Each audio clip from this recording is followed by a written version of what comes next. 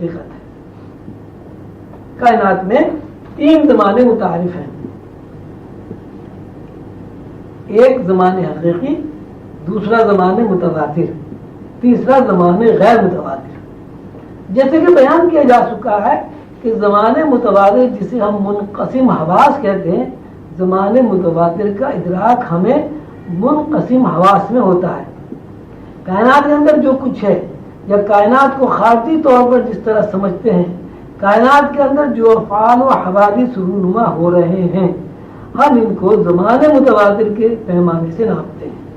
کائنات جو قدم اٹھاتی ہے وہ ایک لمحے کا پابند ہے، یعنی ساری کائنات لمحات میں بند ہے.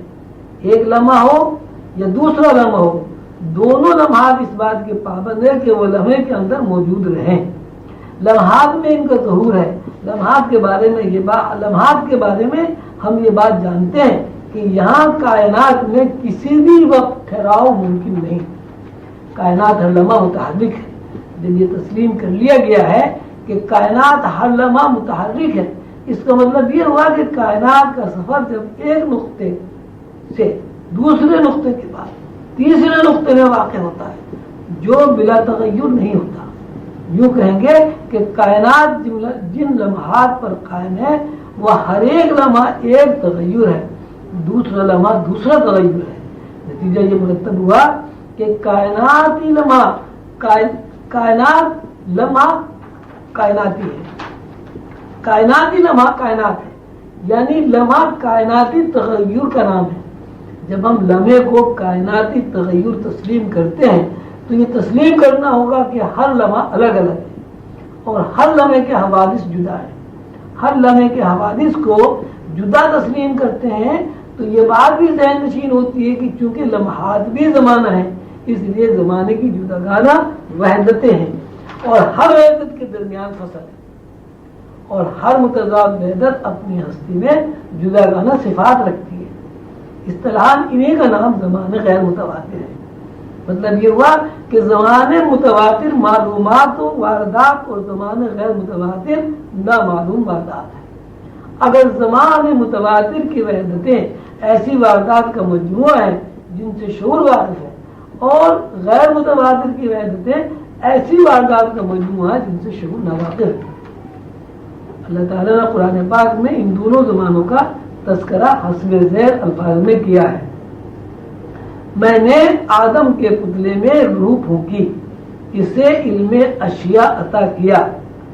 اللہ نے آدم کو خلا سے بنایا، اس خلا میں اللہ نے اپنی روح پھونکی، اس لیے روح آدم اور خلا کے درمیان فصل قائم ہے. یہ فصل خلا ہے. خلا میں اللہ نے روح پھونکی، روح پھونکنے کے بعد آدم کو علم شیء عطا کیا، یعنی آدم دونوں ایجنسیوں سے مرکب ہوا، ایک روح الہی اور دوسرا علم شیء. علم اشیاء حاصل ہونے کے بعد یہ علم ہوا کہ اشیاء کیا ہیں، اشیاء کی ماہیت اور حیثیت کیا ہے. یہ علم اشیاء کیا ہے، ماہیت کیا ہے، عالم فطرت ہے. مطلب یہ ہے کہ علم شیء کے مقابل عالم فطرت موجود ہے. عالم فطرت یہ ہے جس کو زمانے متواتر کہا جاتا ہے. زمانے متواتر کو قرآن پاک نے عالم شہادت کہا ہے. روح الہی کے بالمقابل روحانی دنیا یعنی زمانے غیر متواتر ہے جس کو قرآن پاک نے عالم غیب کا نام دیا ہے.